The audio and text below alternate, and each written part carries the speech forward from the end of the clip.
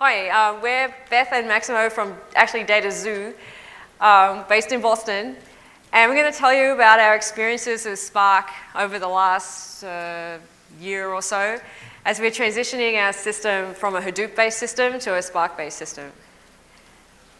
So we heard about this SPARC thing, and we had some issues with our current system, so we thought, well, we could try this SPARC thing. We were sort of wondering, should we use SPARC? So we had some questions, is it fast enough? Does it use too much memory? And as you'll see with our use case, memory usage is pretty important, and also thread safety is pretty important. So we weren't quite sure, but we thought we'd better explore it because everyone was talking about it and it was time to look. So the rest of this talk, we're going to tell you what we do, what our use case is, how do we do it, why we looked at SPARC and why we chose it. Naturally, it didn't all go smoothly. There were some challenges. We addressed them. And then at the end, we'll tell you the main takeaways. So DataXu's mission is to make marketing smarter through data science. Most of our customers are big brands or ad agencies, and they want to get really good return on investment for their ad spend. So we're able to actually help them in the whole of the ad spend. So we can take a CMO's budget, and we can help them figure out where they should be spending the money, and then we can actually help them display those ads. So it's not only display ads, but we have mobile ads, video ads, and even there are other ads TV is actually a new thing that's coming up, but even ads in other places, we can then relate that to offline sales. So we really have a whole solution for the whole of their ad spend. So our tagline is data, insight, action. So we have plenty and plenty of data. So the data is coming from, and we display ads, and we see customers' reactions, either online or offline. And then we can take all that data and produce insights, graphs, the customers can see what's going on. But the really big thing, and the thing my team really works on, is the action. So automatically, without the customers having to do too much, we're able to put those ads in the right places at the right time, the right people, and so that the marketing is more effective. So a big thing about taking the action is it happens automatically. So many of you probably know this, but just in case you don't, when you go to the internet these days and there's places to put ads, behind the scenes there's often an auction for those ads. They're not pre-figured out because they're trying to put ads that appeal to you so that you'll react to them. So behind the scenes, a user may go to a browser or a mobile app, and if that app or browser or that web page has a deal with an ad exchange, then that ad exchange will connect to companies like DataXu and say, hey, do you want to put an ad here? What do you bid? So behind the scenes, we have a real-time bidding system that reacts to 1.6 million queries per second, which is quite a few. And that is then making a bid on those ads. Behind the scenes even further, the machine learning system, which is what our team works on, has pre-calculated what are the best prices for all these different ads that we could be showing to people, depending on the different parameters we see at the time of the ad. So if we then are bidding for that ad and are successful in placing that ad, then we can track through cookies and such whether the user even reacted to the ad at all. And by sort of a feedback loop, we can figure out the best way to show the ad for the next person that comes along that looks like that person. So in a bit more detail, we have a whole lot of ad data, user actions, purchases, clicks, etc. And all that right now goes into a big Hive database. From that database, we can learn machine learning models, we can calibrate, we can evaluate these models. And once we find the high quality models, we put them into the real-time bidding system that then will bid on the ads in real time. So that sounds pretty straightforward, but actually it's kind of hard. One reason is that there is, as I said, a lot of data. And it turns out we have about 2 petabytes a day to be processed, and we use a couple of weeks of data typically for training. The ads have to run in real time. They have to not take up too much memory. They have to run in multi-threaded machines that are really, really highly optimized. We're running 24/7 on 5 continents. So this is actually already a problem, but it's a big problem if you want to change the system. It's like you're in a car that's driving down the road and you need to change a couple of the tires while driving. There's no stopping allowed. So this transition to SPARC is is harder for us because we're running a system that we lose money if we stop. We can't stop. We have to keep going, but we have to safely transition to new technology. We're training thousands of models per day, and all these models have to go into production automatically. We're not going to be able to check every model. We don't want to be waking up in the middle of the night with problems. We just want it to run automatically, unattended, and the machine learning has to work. It has to actually give good performance as well. Finally, the reason that really made us think about Spark is that our industry changes constantly.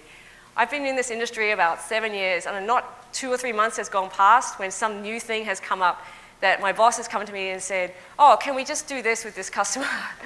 And not only that, but individual customers, especially the larger brands, they have their own data science teams, they have their own data, they always want to bring it into our models, and good for them, that's great, but it's always a problem for us to try and figure out how to do that quickly.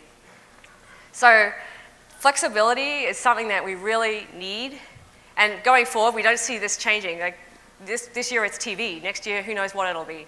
So we have to adapt to this, and our current system, while excellent, works really well, doesn't wake us up in the middle of the night, unfortunately it's not as flexible as we would like. So we started to look at Spark. So the big attraction to us for Spark is that they have the open source machine learning library. So this enables, for us, a much faster turnaround from research to production. Previously, we had the data scientists working in Python or R, and they would get everything working, maybe run some live experiments, and then we'd have to sit down and write everything in Java. No libraries were available, so you have to write everything from scratch, do all the testing, write the unit tests, make it work, and that was just months and months of work. Now, we have the ability to write the prototypes in Python, try them out, run them on the Spark cluster, and then we've decided for now to use Scala in production, but that's just a much easier transition because all the machine learning libraries are also available in Scala. So whenever a new customer use case comes in, we can prototype it in Python, and with much less time, we can get it into production in Scala. Also, because these libraries are open source, there's a built-in upgrade. If people out here find bugs, excellent. We don't have to find every bug ourselves now and painfully fix all those bugs. Lucky for us, other people can help us, and we can help too. If we find bugs, we'll recommit those too. And also increased reliability. If everyone's working on the code and finding the bugs, it's much more reliable. We actually have less lines of our own code to maintain because mostly we're calling libraries. It's definitely going to be way better. Second, as we all know, Spark is faster than Hadoop. We don't have the final number of how much faster because our previous system is very highly tuned, and the current Spark system is still a fledgling system, but it's already a little bit faster, and we know it's going to be a lot faster. Also, again, if the community makes Spark faster, that helps us too. That's great. We also have the ability with Spark to have iterative models to combine batch and streaming at the same time. And finally, we're already in the cloud, so Spark also works in the cloud, so that's great. We can just keep on using the cloud as we were before. That's important for us for cost savings because our business is very seasonal. So we don't want to commit to a certain number of machines forever. We want to bring up machines every day for whatever our needs are and then put them down at the end of the day. So now I'm going to hand over to Maximo, who's going to tell us about the technical challenges that were addressed.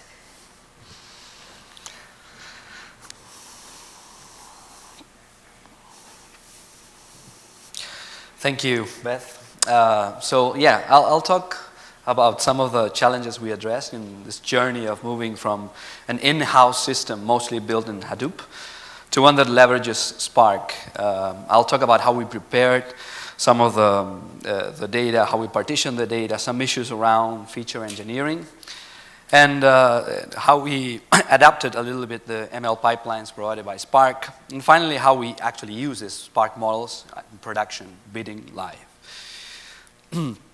So the first challenge was partitioning the data. Our current system, we use Hadoop with a single pass over the data, creating models on the fly for each of our campaigns. And Spark classifiers, however, require a single RDD as input to the machine learning algorithm. So therefore, we had to split our data set into several RDDs, or data frames. Actually, we use data frames. The main problem is that our campaigns have unequal sizes. So we actually have two options. we either send an entire campaign to the same reducer or partition, in which case we have long-running fat reducers and everything else completes, but there's a few executors or reducers that keep on running, just crunching that big size of the data. Or we send parts of a campaign to several reducers, which may lead to the many files problem. And we know that the many files problem it's an important issue in distributed file systems. So we created a simple solution that actually makes 2 passes over the data, and one of the passes is just over a sample of the data. And the first pass actually does a sampling operation on the SPARC RDD or data frame to compute an estimate for the size of each campaign. Based on this histogram then, we create a SPARC partitioner that is aware of the relative size of each campaign. And so that small campaigns will go to a single partition or reducer, while larger campaigns will be allocated to more than one partition. And we'll have more files for larger campaigns and less files for smaller campaigns, minimizing the number of files overall, and creating a good trade-off between performance and the number of files required. And the number of files actually affects the performance anyway in SPARC and Hadoop and all of these technologies. So we have our data ready to be submitted to our SPARC training classifiers. So can we use these SPARC ML pipelines? And they're very, very useful, I think. The new API SPARC provides, as many of you may know, is based on 2 main concepts, the transformers and estimators. And feature encoding and selection, for example, are samples of transformers, whereas estimators basically produce models. And in a more detailed level, a transformer transforms data frames into other data frames, and estimators actually build models, which are in fact also transformers capable of running a model given a data frame. So the question is, can we use them at bid time? Can we use this pipeline at bid time when we have to actually create a prediction based on the model and figure out how much to bid for a particular bid request? And the answer is not easily. These pipelines are great for training, experimentation, evaluation, but we couldn't find a way to easily use them at bid time. So, the main problem is that at bid time we have no data frame. We don't have the luxury of even having a SPARC context, or we cannot even think of running a SPARC job at bid time when a bid request comes in, and we only have a few milliseconds to make a decision on that particular bid request. So we extended the notion of transformers. We conceived this concept as a row transformer, and it's basically an extension to the transformer that performs transformations on a single row instead of a data frame. This transformation is SPARC context-free and should be optimized for time-critical system. For example, at a feature selection step, we'll truncate all the features that were not selected as best features from the row.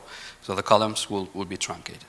Some SPARC transformations today actually already implement something similar in SPARC. I think they call it the vector transformers. And at bid time, we use these row transformers to create a live prediction by applying all the necessary row transformations in the right order of the pipeline to create a prediction. Talking to some of the speakers a few days ago, many people seem to have the same problem. In fact, I think the next talk or one of the next talks will actually address a solution to this problem in a different way. So good that recurrent things come up, and good to have a unifying solution for these things. We don't want to be the ones maintaining a specific extension to the SPARC. So this is something to think about. So we also extended the pipelines in a different way by defining a DAG with all the steps and dependencies, where each path from the root to a leaf step represents a distinct pipeline.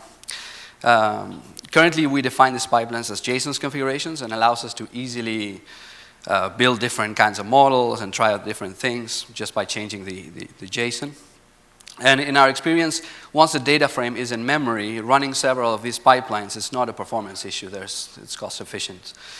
And why all these pipelines, all this trying different encoders and different models, and of course it's part of data science. But as you can see from this chart built from real data, which shows for each campaign the area under the ROC curve, while a number of models do well with just any basic machine learning algorithm, some campaigns may indeed benefit from a specific algorithm or a specific tuning. And well, so how do we use these models at bit time? Basically, we deserialize them using standard Java serialization, since most of the built-in SPARC load and save commands actually require SPARC context or even running jobs to load the model. Fortunately, the standard Java serialization worked, but it's not our best choice. We are looking into better alternatives. And we noticed that in general, for a typical campaign, models are relatively fast and close to our DataXu custom models. Our custom models typically are lighter and faster because we have tuned them over the years, but they're still within the acceptable range. And additionally, the memory requirements are comparable to what we use now. In fact, most of the memory goes into the metadata necessary for pre-processing, such as maps from nominals to categories and stuff like that. So in the process of getting all the models into a live setting, we found SPARC SQL to be an extremely useful tool. Our main data source, as Beth said, was already in Hive. So we had all the data and features needed. We actually used a lot of UDFs and UDFs, user-defined functions and user-defined aggregation functions to perform feature engineering. These UDFs, if carefully written, can be reused at bit time as well. Of course, by using a different SQL parser than the one that SPARC provides. This actually results in huge savings in lines of code and allows us to transition from a mainly imperative code to a more declarative code and helps the maintainability of it.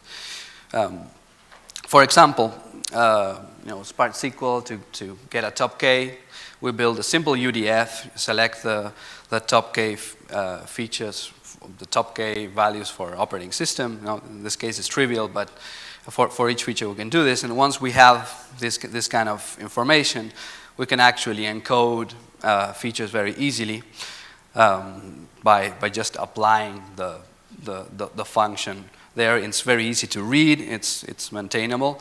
In the case of one-hot encoding, this is an example of an abuse because this can get very, very large. The SQL can get very large if the number of features are large, of course. But this code it's cleaner than maybe what we had before. So it's easy to interpret and it's relatively flexible. So what do we learn in this process? We learned that SPARC classifiers are easy to train, actually, and SQL has helped us to create code that is more maintainable and declarative. Previously, our code had a big focus on performance and over-optimizing anything, creating powerful abstractions for potential use cases that could come along. And however, the new design, but it also made it complex. So the new design actually simplifies a few things, and with the use of SQL and pipelines, it resulted in a much more flexible system. Data scientists can easily try new things, launch an A/B test, and see how these models turn out in production. With SPARC, we can continue to have what Beth mentioned, which is automated and unattended ML scale at large. And even though ML pipelines, as they come today with SPARC, had to be extended in different ways, and we wish the serialization was a little bit different, it works. So we actually have classifiers trained in production. They're bidding live, and we expect to gradually increase the usage of SPARC models live over the year. Next few months. Next few months. So that's all we. Oh, Beth. There's one more slide. Yes. So anyway, thank you for coming. I know you have a choice of which talk to attend, so thanks for coming for our talk. And I'm obliged to say DataXu is always looking for smart people, so let us know if you're interested. Thank you. Thank you.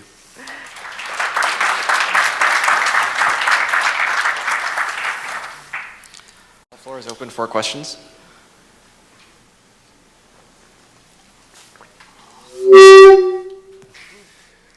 So you said you were using Hadoop initially. What did you use for training your models in that time, and now you're using MLlib? What's the difference in model training time? So in model training time, we actually don't see a lot of increase in speed, because most of our time actually goes into the ETL part of it, the putting the data up and doing the kind of feature engineering. But it's definitely an advantage that we can easily use new kinds of machine learning algorithms that are iterative in nature. The Bayesian kind of algorithms are fine for one pass, but other algorithms that require iterative, though you can clearly see the benefit over there. It would have been much slower in Hadoop, definitely. Yeah. So you mentioned you process 1.6 petabytes of data a day. So I'm assuming you're not processing that amount of data. You're doing the ETL and basically persisting like very large, like manageable amount of data. That's the first question, and the second question is, what do you use for ETL? Like, what tools are you using for ETL, anything in particular? Well, the ETL tools are still based on Hadoop. We do some sampling over the incoming petabytes of data, but I'm not sure exactly how much. I think we store a lot of that data anyway, for a short amount of time at least. Some of the data we have to keep actually for legal reasons. But it is processed and put in Hive. So once it's in Hive, we don't have to reprocess it for machine learning purposes.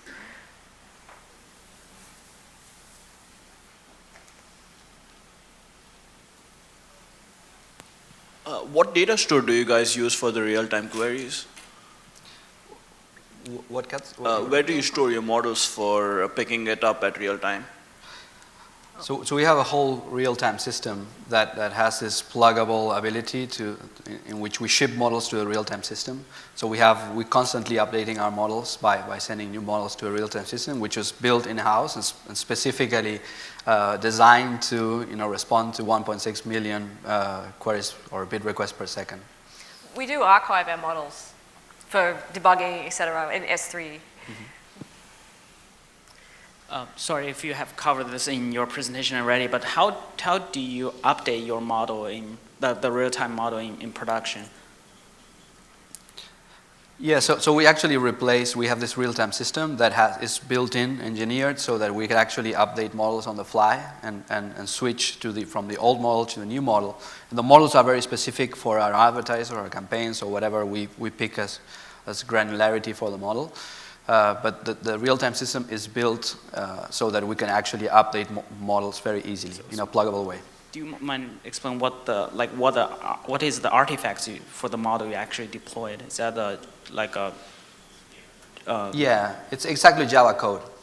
It's like some jar. Yes. Okay. It's able to load the class on the fly. It was designed that way from the beginning, so we could have. It's upgradable with any model. We can load the jar, basically. Yes, it's the most flexible way to update models. Yeah. I didn't understand a little bit at the end about. I understood the current model with the Hadoop that you have, and then you are saying that you are going to go to SPARC. Now, I didn't understand that portion that you wanted to go to SPARC already implemented a little bit. And in terms of SPARC, it is kind of a streaming side, or it is without streaming? And then if it is streaming side or real time, my question is that what is the benefit you'll be getting? Why do we need it? Already you are developing the model and you are actually placing the model and updating the model all the time. But what else do you want to do for real time? Yes, it's a lot of questions. So the streaming bit, we do have a streaming system, mostly for the ETLing of the data, but we learned from a fixed, non-stream, fixed Hive data. And we can't use streaming for real-time bids. It's just too slow. We need to respond really, really fast. We cannot queue or stuff like that. So that's why we need to respond immediately. There's no way we can put it 10 on milliseconds Yes. is the only amount of time that's allocated to predict how much we'll pay for the bid. So we don't use streaming at bid time, so to speak. So to answer your question, why we moved to SPARC, yes, we have a wonderful system that's best in class, but it's not very flexible. It's all homegrown code. We have to find all our own bugs. We're not leveraging anything from the third parties at all. So that's why we want to move to SPARC, and we are moving to SPARC. We've already started. This talk is written several weeks ago, but we've already started running SPARC in production, but we just haven't transitioned all of our campaigns to SPARC. Yes. You mentioned that you're doing feature selection in SPARC. Can you speak a bit more about what criteria you're using and whether that's separate for each of the different model types that you're training? Yeah, maybe you can jump in. So customers can actually select slightly different algorithms in our platform, and yes, we do use slightly different feature selection according to the algorithm they pick. And what we hope, we haven't implemented this yet, but if there are customers who really want to bring their own data, especially credit card companies and such, and so then we would ideally allow them to select that data probably through some API right now, and then bring that in for their own custom models. You mentioned that you deploy your models real time, and do you also update them real time in a sense that, you mentioned the 1.6 million requests per second, so you get lots of data that will tell you whether your bids are correct or whether people respond to them. Are you updating that also as you go on the fly, or you have to collect the data on a daily, week? I don't know how much data you need in order to build those models. Yeah, So currently the state of the advertising industry is that the market trends don't change that much. And it's not, one day it'll probably be like the stock market where it's changing that rapidly, but today we're not there. Also, people take a little while to respond to ads, so there isn't that much advantage in responding within minutes or something, like changing your model within a minute. So for now, we don't do that, but actually another advantage of SPARC is it does actually allow that possibility, so we're not hooked in there yet, but it could happen in the future. So how often do you update your model? So how often do you kind of refresh? You can say you can refresh them with new data and you can rebuild them, you can extract new features. Can you give us a sense of the frequency?